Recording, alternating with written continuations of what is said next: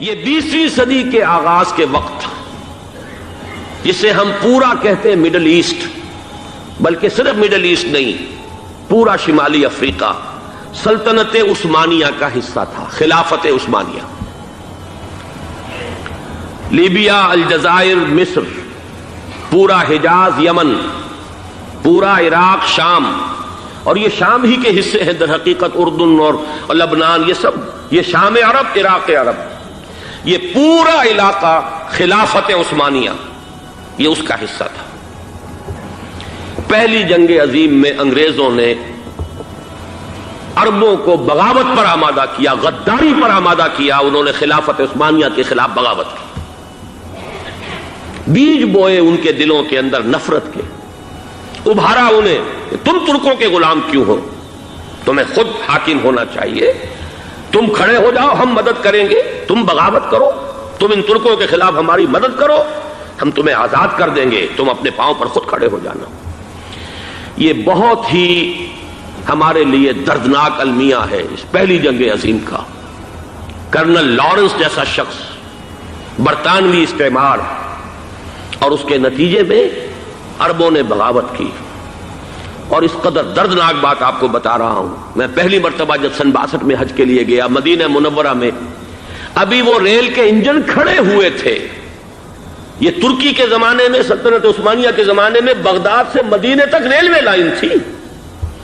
یہ پورا ایک عالم سلطنت عثمانیہ، صرف سلطنت نہیں، خلافت عثمانیہ، پوری ٹرینیں جو ہے ترکوں کی اڑائی گئی، ہزاروں ترکوں کو شہید کیا گیا، یہاں تک کہ صحن حرم میں شہید کیے گئے سینکڑوں ترک۔ یہ جرم تھوڑے نہیں ہے، معمولی نہیں ہے۔ آج جس کی سزا مل رہی ہے، معلوم ہونا چاہیے کہ وہ جرائم کون کون سے تھے۔ اب بھی جو لوگ گئے ہیں انہوں نے دیکھا ہوگا، ترکی کا قلعہ موجود ہے اوپر پہاڑی کے اوپر، حرم کا جو سب سے بڑا دروازہ ہے باب ملک عبدالعزیز، اس کے سامنے ایک لائبریری ہوتی تھی، اب تو غالباً وہ بھی گرا دی گئی ہے، اس کے پیچھے پہاڑی پر ترکوں کا قلعہ ہے پرانا، اس پر توپیں موجود تھیں۔ جب بغاوت ہوئی ہے، جو حرم میں آئے ہوئے تھے ترک فوجی، ظاہر بات ہے نہتے، وہ تو نماز پڑھنے آئے ہوئے تھے، ان کو وہاں ذبح کیا گیا ہے، اور ترکوں نے اپنی توپیں استعمال نہیں کی کہ کہیں بیت اللہ کو کوئی گدن نہ پہنچ جائے۔ بہرحال یہ غداری ہوئی ہے پہلی جنگ عظیم کے دوران، اور نہ صرف ترکوں پہ عربوں نے کی ہے۔ جیسا کہ میں نے کہا تھا، دو ہیں سب سے بڑے مجرم روئے ارضی کے اوپر امت مسلمہ کے طبقات۔ ہمارا پنجابی سپاہی بھی جا کر انگریزوں کی مدد کر کے ایلن بی کو قبضہ جو لے کر دیا بغداد کا، اس میں ہمارے مسلمان پنجابی سپاہی بھی شامل تھے۔ یہ خون چکاں باب ہے ہماری تاریخ کا اس صدی کا۔ لیکن اس کے بعد سلطنت عثمانیہ کے ٹکڑے ہو گئے، چیتھڑے ہو گئے۔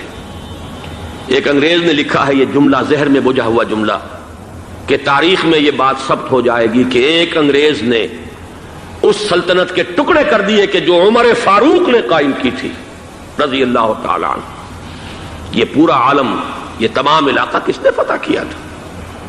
یہ بات ہاتھ بدل گئے تھے، پھر ترک آ گئے، خلافت عثمانیوں کے پاس چلی گئی، لیکن یہ سلطنت تو حضرت عمر رضی اللہ تعالیٰ عنہ کے زمانے سے چلی آ رہی تھی۔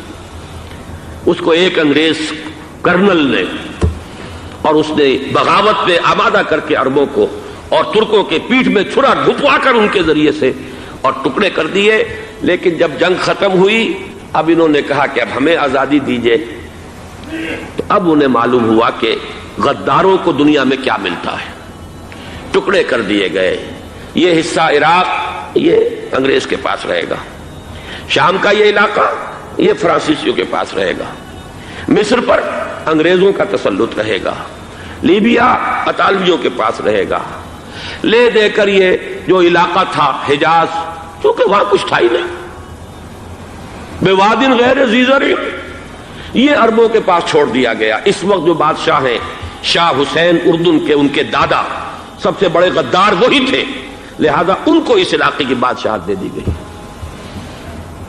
اس کے بعد نجد سے ایک تحریک اٹھی ہے، وہ سعودی جو خاندان ہے وہ نجد سے اٹھا ہے۔ نجد میں اس وقت کچھ بھی نہیں تھا، وہ تو صرف ریت کے تودے تھے اور کچھ بھی نہیں، لہذا ادھر کسی استعماری قوت کو دیکھنے کی ضرورت ہی نہیں تھی۔ وہ تو بعد میں تیل برآمد ہوا، اس کی حیثیت ہو گئی، اور یہ امارات کا علاقہ جو ہے اس کی دنیا میں اب گویا کہ یوں سمجھیے کہ جو سب سے زیادہ اہم علاقے ہو سکتے ہیں روئے ارضی کے نقشے پر، ان میں سے ایک وہ ہو گیا. لیکن یہ اس وقت کی بات میں کر رہا ہوں، کوئی حیثیت نہیں تھی، لہذا اس کو چھوڑ دیا گیا.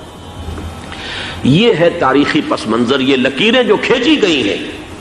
یہ ایک ملت اسلامیہ کو جو قومیتوں میں تقسیم کیا گیا، پھر نعرے لگوائے گئے المصر للمصریین الشام للشامیین. اب شامی ایک علیحدہ قوم ہو چکے ہیں، مصری ایک علیحدہ قوم ہو چکے ہیں، عراقی ایک علیحدہ قوم ہو چکے ہیں. یہ ساری تقسیمیں استعمار کی پیدا کرنا ہے، اس کا کوئی تعلق اسلام کے ساتھ نہیں. اب ضرورت تو اس بات کی تھی کہ استعمار کے پنجے جب یہاں سے کچھ ہٹے، دوسری جنگ عظیم کے بعد ایک دور آیا، امریکہ ابھرا ہے دنیا کی عالمی سطح پر سیاست میں. اس کے ہاں کچھ آزادی کے تصورات تھے، اس نے بھی سپورٹ کیا. برطانیہ کمزور ہو چکا تھا، وہ اتنے بڑے علاقے کو اب ہولڈ نہیں کر سکتا تھا. ہندوستان بھی آزاد ہوا، پھر یہ کہ اور دوسرے علاقوں سے بھی اس کو پسپائی اختیار کرنی پڑی. استعمار کے پنجے جس طرح بھی ہوئے، ان کے سینوں سے، عربوں کے سینوں سے جو ہے گویا کہ وہ ہٹے. لیکن امریکہ نے ایک اپنی بہت بڑی حکمت عملی جو اختیار کی، عالم عرب کے سینے میں اسرائیل کا خنجر پیوست کر دیا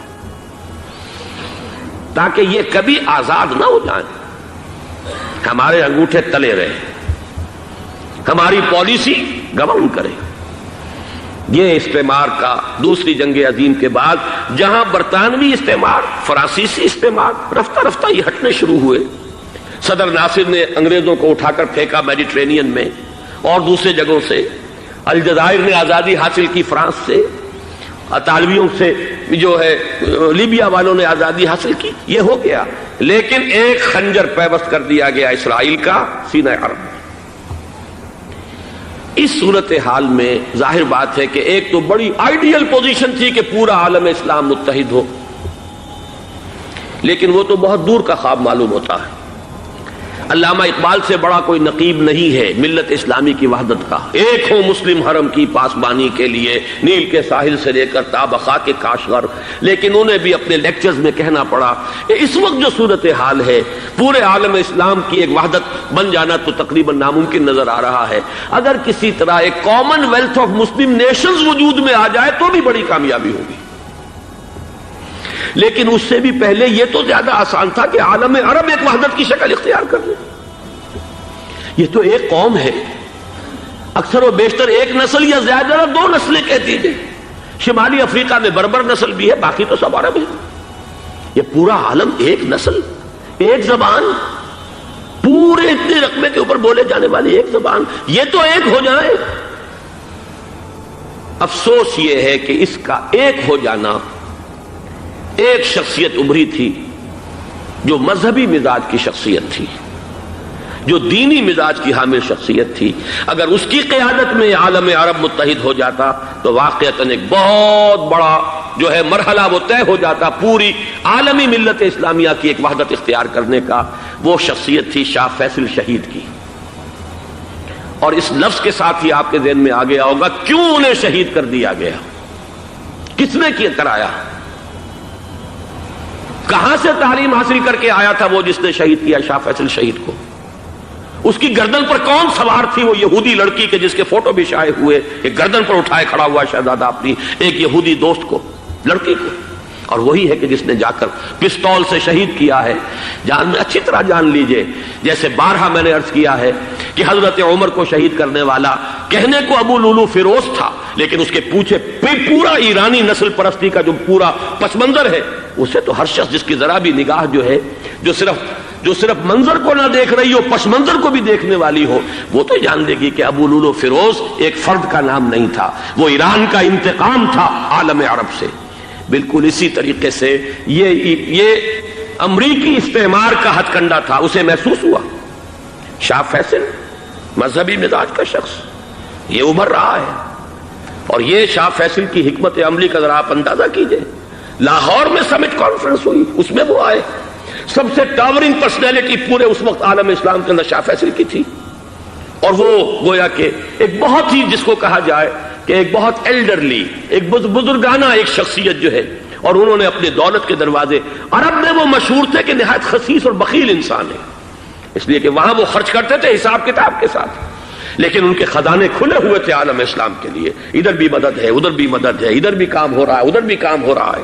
پھر انہوں نے تیل کا ہتھیار استعمال کر کے ایک دفعہ امریکہ کو دن میں تارے دکھا دیے تھے، لہذا ان کا ہٹایا جانا سین سے یہ امریکی استعمار کے لیے لازم تھا۔